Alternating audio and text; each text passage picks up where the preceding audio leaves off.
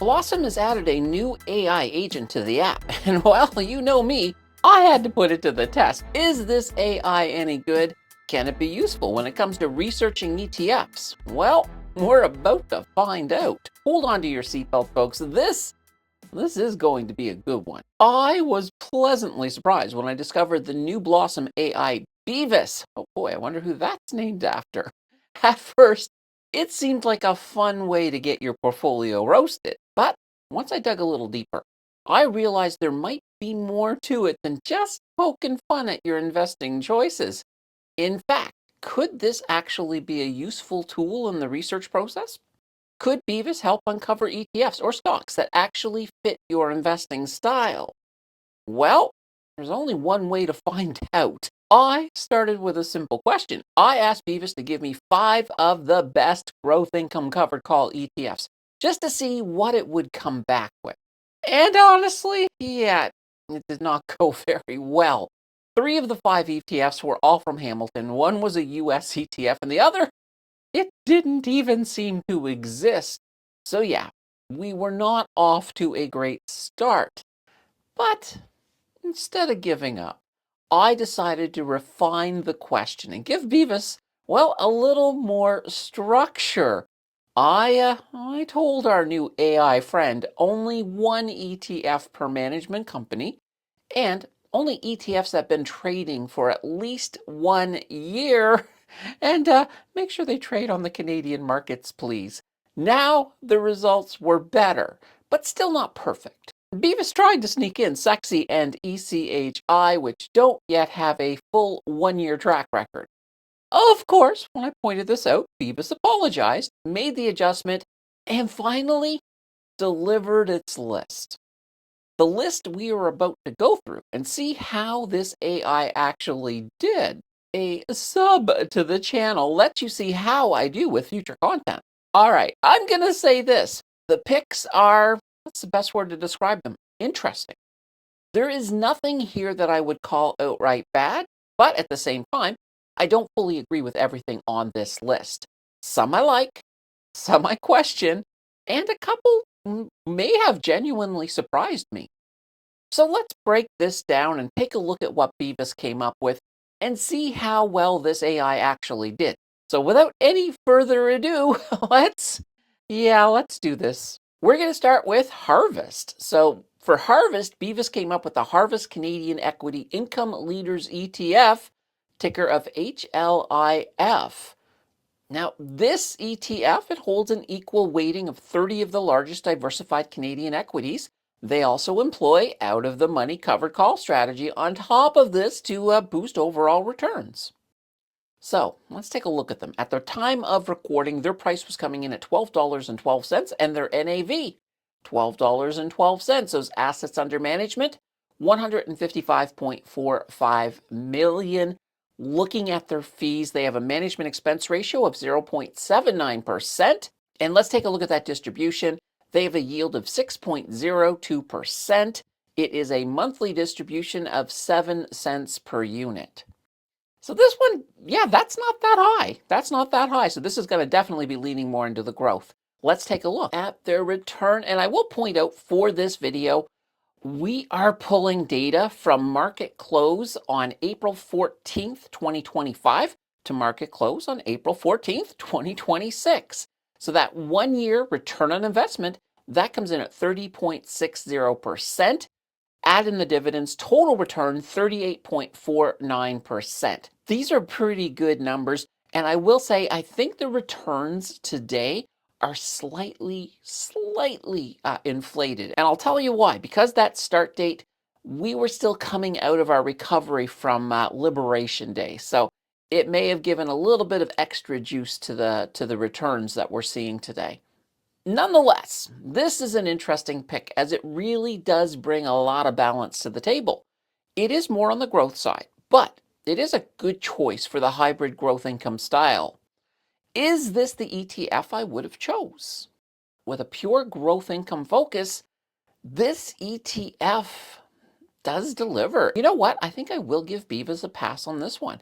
This is a great ETF. I like it. Okay, let's see what else Beavis has for us. We are switching over to Hamilton, And we've got the Hamilton Canadian Financials Yield Maximizer, ticker of HMAX.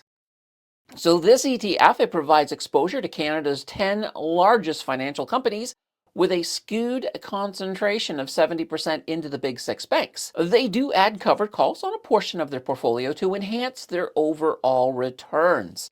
So at the time of recording, this one was priced at $16.54 with an NAV of $16.53. Assets under management, $2.20 billion. And their management expense ratio, actually pretty good for what you're getting, 0.77%. Looking at their distribution, they do have a yield of 12%. It is a monthly distribution of 16.4 cents per unit. All right, how did they do though? Looking at their 1-year return on investment, 24.36%. Factoring in the dividends, we get a total return of 39.24%. This is another solid pick, without a doubt. It provides more income and still a good amount of growth at the same time. You can't argue against the total return, that's for sure. However, is this my pick for Hamilton? It is not. Hands down, I would have chosen HDIV, which brought in a total return of 49.57% over the same period. I do have to give Beevis a fail on this, a small fail, a little fail. It's a good pick, but it's not the best. It's not the one I would have chose. The next company that Beevis took a look at was Evolve. And our new AI came up with the Evolve US Banks Enhanced Yield Fund, ticker of CALL, C-A-L-L. This ETF provides exposure to 40 of the biggest financial companies in the United States. And then it brings in a covered call strategy on 33% of the portfolio to boost that overall exposure. So at the time of recording, their price was coming in at $14.03, and they have an NAV of $14.03. Assets under management, $148.50 million.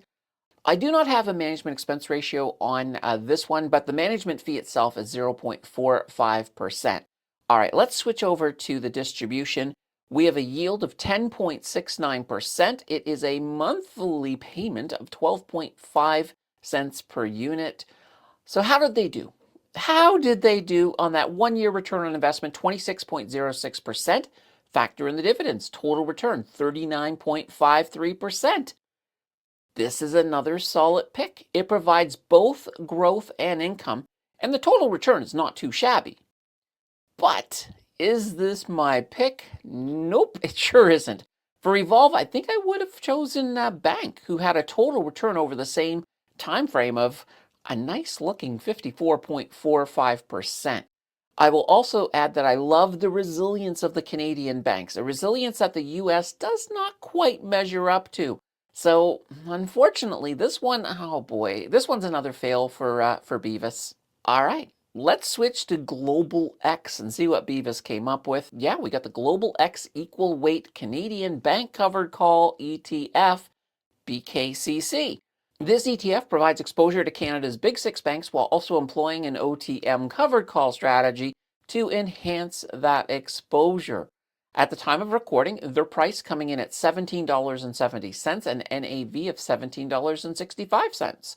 Assets under management, $338.39 million, and their management expense ratio, 0.50%. Well, this one does have a trading expense ratio as well of 0.21%. So it's always good to be aware of that too. Looking at their distribution, they've got a yield of 9.85%. It is a monthly distribution of 14.5 cents per unit. All right, let's see how they did. On their 1-year return on investment, we're coming in at 31.50%. Factoring in the dividend, total return, 44.43%. This is a really good pick. It checks both growth and income boxes, and it does a very good job of balancing the two. But is this my pick? There are so many Global X ETFs that I like, and this is a really good one for sure. I could potentially select this one if I needed more financial sector diversification. Based on that, I will give Beevis a pass on this one. So I think that ties us up. Who was the final company that Beevis picked? It was BMO. And they came out with the Global X Equal Weight Canadian Bank Covered Call ETF with a ticker of ZWB. Oh boy, we are seeing a lot of banks today, and this one also provides an equal weighting exposure to the big six banks, and they also employ out of the money covered calls to increase that exposure. Their price at the time of recording is coming in at $27.05, and they have an NAV of $27.03. Those assets under management, 4.11 billion, and they have a management expense ratio of 0.72%. All right, let's take a look at that distribution. This is the lowest yield on today's list, 5.11%. It is a monthly distribution of 12 cents per unit. Just from looking at this one is going to try to give you a lot more upside than I think most of the ones we see on the list today. And yeah, absolutely. Look at these returns. Their 1-year return on investment, 47.41%. Factor in the dividends, total return, 54.93%. When it comes to BMO, this is, of course, a no-brainer pick. It does lean much more to growth, but nonetheless, it gets the job done. So is this my pick? Well, if we are talking BMO, then yes, this is the obvious choice for sure. So Beevis, you picked an easy one, but nonetheless, you still get a pass on this one. So what do we make of this list? Well, I think the first thing we have to say is that Beevis did not build a perfect list, but it also didn't build a bad one either. And honestly, that actually kind of is the point. When we first began, the results were rough. Some concentration concerns and even one ETF that didn't exist. But once we added a little structure, once we guided the AI with a clear framework, the quality improved significantly. And I think that tells us something important. Beevis is, it's not a replacement for your research process, but it might actually be a pretty useful starting point. Because when you look at these picks as a whole, they do check some boxes. You've got income, check. You've got growth, check. And you've got a variety of strategies trying to balance the two. Now, do I agree with every pick? No. Would I swap out a couple of them? Absolutely. But that is where the human element still matters. Because at the end of the day, this space is not just about yield. It's not just about total return.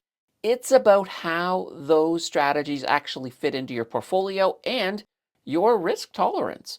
And that is something AI simply can't decide for you. Well, at least not yet. So my final verdict, Beevis passed the test, but with a little supervision. Use it for ideas. Use it to explore. Use it to maybe uncover something you hadn't considered. But always do your own research. Now, if you want to try out Beevis for yourself, I've got a link down below for Blossom, so you can see what kind of results you get. And if you do, let me know. Let me know in the comments. I am so interested to see what you guys find. If you are interested in any of these ETFs we looked at today, don't forget to put in a whole heaping helping of due diligence before you place any of your hard-earned money on the table. Well, let's continue that learning journey. Check out this video that Google thinks you will like. Thank you for watching, and I will see you in the next video.